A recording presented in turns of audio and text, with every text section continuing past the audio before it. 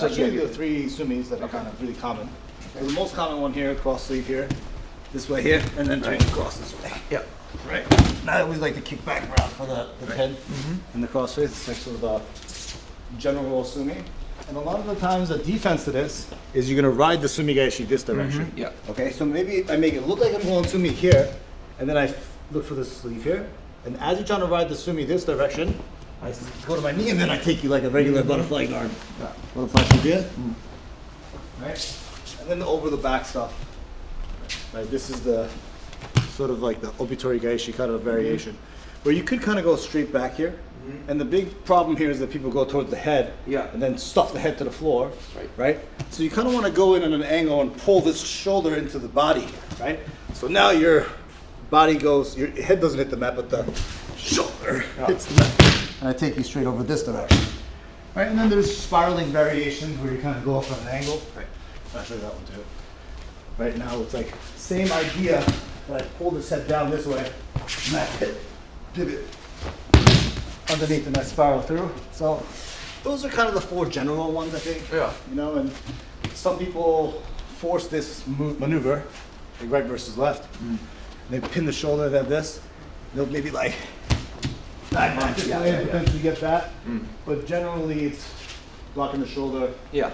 It was kind of like the covers all the sumi bases, you know, from a judo standpoint. Right.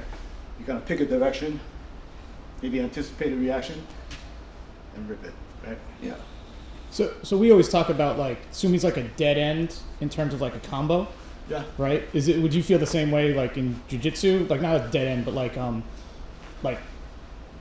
when they get like it's such a unique shape, right? The arm across in judo that like I know sumi's coming and this is where it's going to go. Right. Is that the same? Not really. You know, on the ground, there's a lot more follow through, like follow up with sumi, even if it fails. So the setups, the 2 major setups on the ground, gi and no gi, are like a standard classic, like butterfly sumi. So like you're down on your knees here. Yeah. Like usually some version of collar sleeve, either down here or you get a grip up here. This hand's collar. It can be underhook. It can be overhook. It can be a belt grip here, and then kind of a classic tilt your shoulder, elevate, lift, take the guy over. So that's like a classic sumi gaeshi, like butterfly sweep.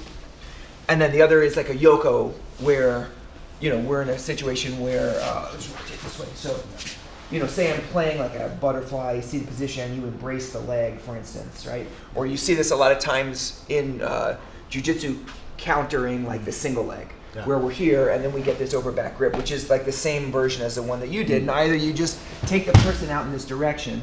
Usually you stay on this side.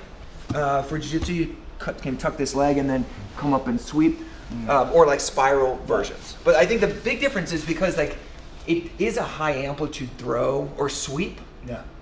But in a lot of cases, it's high amplitude, but like it's not falling body weight in the same way. So it's not that sense of like velocity. And like if we're here collar sleeve and I start to go, even if you base out with your left leg, for instance, here, like if you step this up from this position, it becomes this like lower amplitude sweep. Yeah. And I think in judo, it's a dead end because you're using momentum. Yeah. And there isn't as much of a sense of follow through. Although sometimes, like there are a lot of throws in judo where like it fit, like you get the guy kind of part way down and then you run him down. Right? Yeah. So I feel like sumi on the ground has much more of a sense of like, it's not quite as much momentum. And then even if it stops partway through, like if you stuff it, there are opportunities to finish it. And then there's a lot more leg entanglement stuff for jiu-jitsu.